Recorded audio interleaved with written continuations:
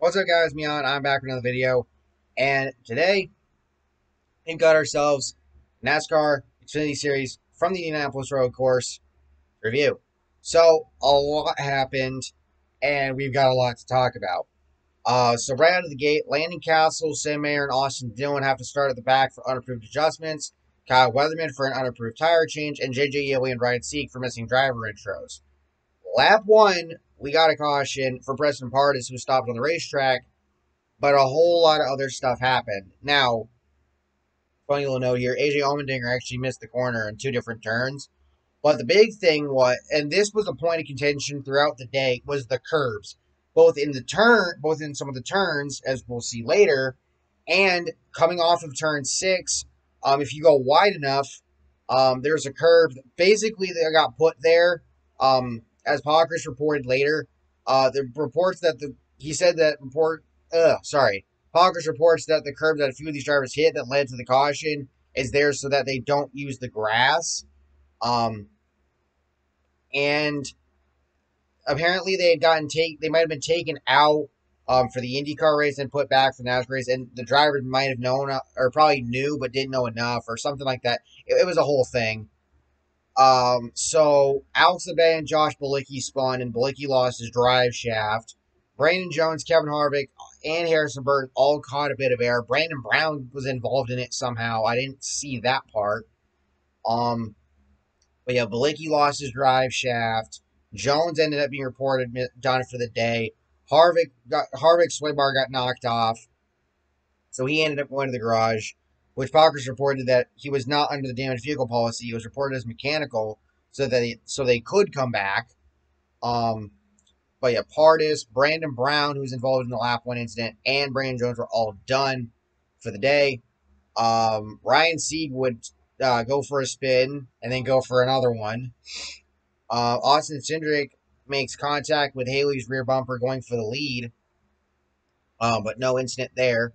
Will Rogers would go for a spin in one of the turns, and Ryan Sieg would be slow on the backstretch, and a caution would come out for debris, courtesy of him, with his tire being down, with tire going down and having issues there.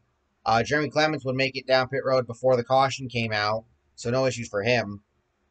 Most drivers would pit with Riley Herbst, Sage Karam, Jeb Burton, Tommy Joe Martin, Spencer Bombelli, Josh Williams, and the aforementioned Clements staying out. Kris Wright got an uncontrolled tire penalty, and Austin Dillon got a come over the wall too soon penalty. Race to get going again. Well, first of all, Ryan Sieg would go to the garage. His was reported as mechanical, so he would return, or could return. Excuse me.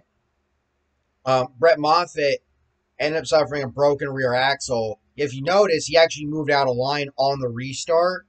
I was wondering why, and that was the reason why. Probably just wanted to get out of the way, which props to him for that. And Justin Haley would come out and take the stage one victory. He drove his way up. He actually he actually took it five wide I think on this restart. Basically outbraked everybody, and I think went from like 10th to 4th or something. It was crazy. But he ended up beating Riley Herbst to the line on the last lap of the basically 2 lap shootout to the end of the stage. So Haley first, Herbst second, Jeb Burton third, Austin Cindric fourth, Karam fifth, Gregson sixth, Clements seventh, Martin's eighth, Elliott ninth. Chase, which I didn't mention that already, but Chase Elliott was subbing for Michael Annett, and I'll get to that in a moment. And Ty Gibbs 10th. Annett practiced the car, and he obviously ran at Watkins Glen last week. But he had some discomfort. Obviously, as noted, he had surgery on his leg for an injury that he had suffered previously. So they ended up having Elliott sub for Annett today. So Elliott ended up qualifying the car and whatnot. So no issue there in terms of having to go to the back and whatnot. Some drivers would pit during stage one, or following stage one. Brett Moffitt would have too many crew members over the wall, which would be expected because of the axle issue, and then he would end up getting taken to the garage, and we get going again. And after going into stage two, we ended up getting a meme. That meme would be coming through turns 5 and 6. Not Will Rogers, Kris Wright completely missed that corner or turn 5 or whatever. He ends up going over the curbs and pulled some Dukes of Hazzard shit and got all four tires off the ground. He looked like he did a wheelie in midair. I'm not joking. I'm not even joking. Lands it and somehow does not get hit, because if you watched, I honestly thought he was gonna get hit by Sage Karam. He did not. Right he continued for a bit, but he ended up going to the garage later. And two other things happened here. Ty Gibbs got spun entering turn 5. Not sure if he got spun by, or it looked like he might have been spun by somebody. And Chase Elliott would spin off of contact from Sam Mayer, which we'll get back to. Gibbs would have to pit to get his roof flaps reset, and he said he might have a tire going down. He would go a lap down here. Daniel Hemrick would pit on lap 25 for service. Ryan Sieg's day would be done with suspension issues. Harvick would be done with power steering issues. And Kris Wright would be done going to the garage because of the damaged vehicle policy. Riley Herbst's team was told to come up with a plan to fix the tailpiece, which would probably be later, and was. And Austin Hill would bring out the next caution for being stopped on the racetrack in the final turn coming to the start-finish line. And Gibbs would get the free pass here.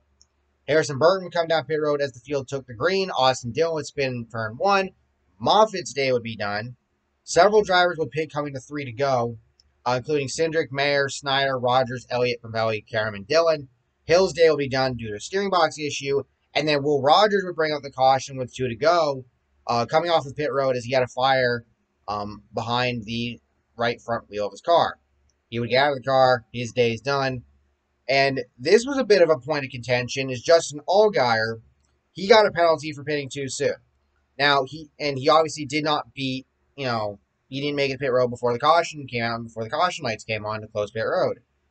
The thing that was brought up, and there was an IndyCar driver that actually brought this up, as well as others, was the fact that there's nothing that Allgaier could really do there, because if he's committed, he's committed.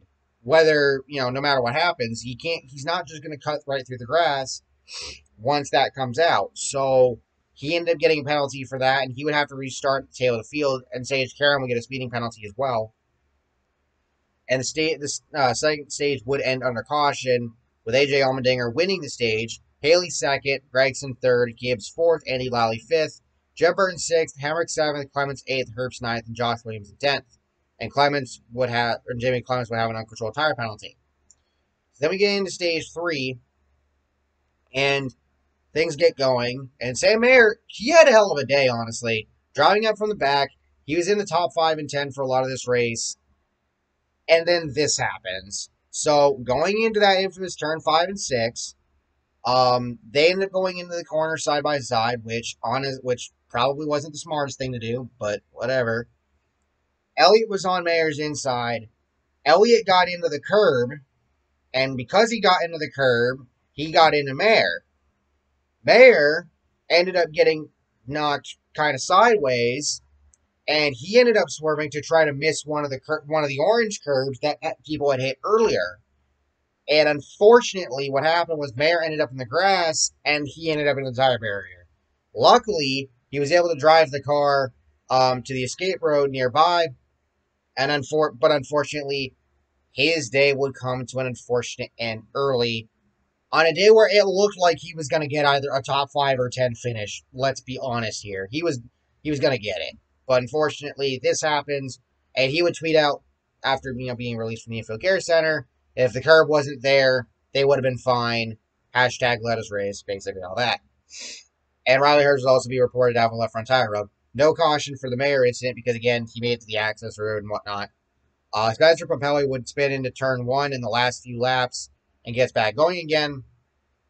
Sage Karam reported that his engine was cutting in and out. Ty Gibbs, who had been reported earlier that he was going to be low on, that was going to make miss the fuel window by a couple of laps, he ended up having to pit on lap 56 for that. And Karam would report no power with 4 to go. And Austin Cindric would take the white flag and win at the Indy Road Course, sweeping the day for Penske as Will Power picked up the win in the IndyCar race earlier today. So Austin Cindric, I believe this is his 5th win of the season, his first on a road course this year, which the road courses have been dominated by the Kaulig guys, primarily Allmendinger and Haley.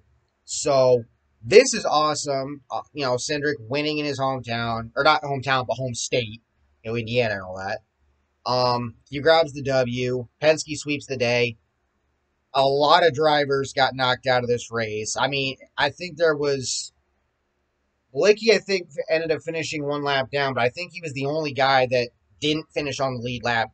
Everybody else did. And I think there was only like 26 cars left coming to the start finish line at the end of the race, which honestly sucks. When you think about it. And there's a lot of contention regarding the curbs. I saw one person talking about, well, NASCAR shouldn't be using the curbs. They should be enforcing track limits.